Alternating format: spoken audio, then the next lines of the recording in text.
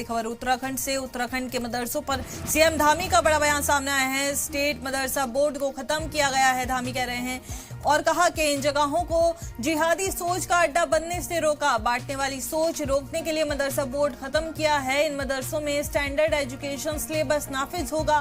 मदरसा board से रियासत में बांटने वाली सोच पनप रही थी। 1 जुलाई 2026 से सभी मदरसों में स्टैंडर्ड सिलेबस नाफिज होगा। जिहादी सोच का ये अड्डा बन रहे थे मदरसे। अब तक 250 से ज्यादा मदरसों पर एक्शन लिया गया है। इन मदरसों की तालीम के बारे में कुछ पता नहीं था। उत्तराखंड के मदरसों पर सीएम धामी ने यह बड़ा बयान दिया है।